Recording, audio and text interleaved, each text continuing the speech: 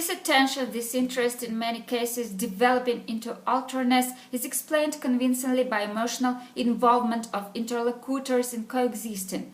Many of us underestimate the texts that do not contain important information. Then we must deeply reconsider our estimates of, for example, Hemingway texts. What makes this dialogue different from the small talk of simple ordinary phone conversation? Nothing. But we cannot ignore the overall sense of a communication field, the spaceless territory of conversation residency. It cannot be delivered without words. Background knowledge cannot exist without vocal one. However, it is the message, the text as such bearing some information that has a context. It delivers not only conceptual content expressible in logical forms of knowledge, but also many other things. In this way we arrange, maintain and adjust our relations, manage this area of life.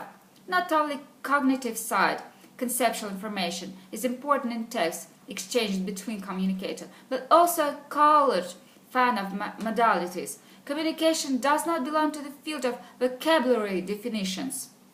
The way we speak, loudness and speed, intonation and emphasis is a meta-message, and it bears social significance. We test, tease, flirt, explain, follow, pray, we stay friendly, adverse, mystic, we deliver our desire to come closer or recoil. Meta-message is a field of non-verbal communication. Its content is the main social contradiction ever present in a personal form.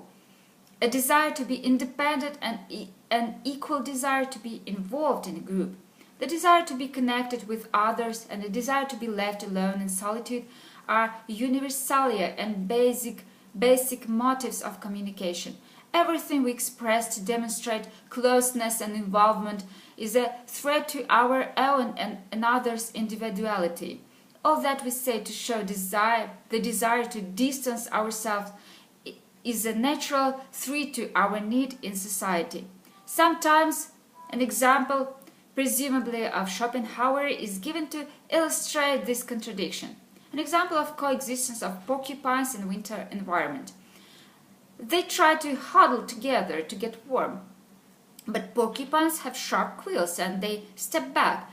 Chill again forces them to seek for closeness, but their natural structure makes them keep a distance. An attempt to reconcile their conflicting intentions to closeness and distance ties us with a double chain. It is doubled because any action in support of these main intentions obstructs the second, unsupported intention. Double because existence in communication is the source of comfort and the source of pain. This chain will never allow communication to be perfect, and we cannot stop and fall into statics, as well as we cannot come out of the circle and leave the field of coexistence communication. The metaphor with porcupines involves the sequence of actions: closer, far, come near, step back, and in fact our intentions for independence and involvement, isolation and connection exist and appear simultaneously, inseparably. Actually, this contradiction is not a conflict, though in theory it exactly means the higher degree of sharpened contradictions.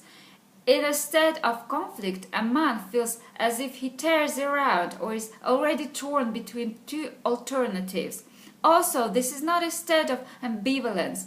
It is manifested in a feeling of doubt, in an absence of complete estimation of the other and the same situation, in a present of two paths to the same goal. Intercultural communication is subject to the same power regulating coexistence, and different cultures can put different emphases and manifest different forms of expression of own values.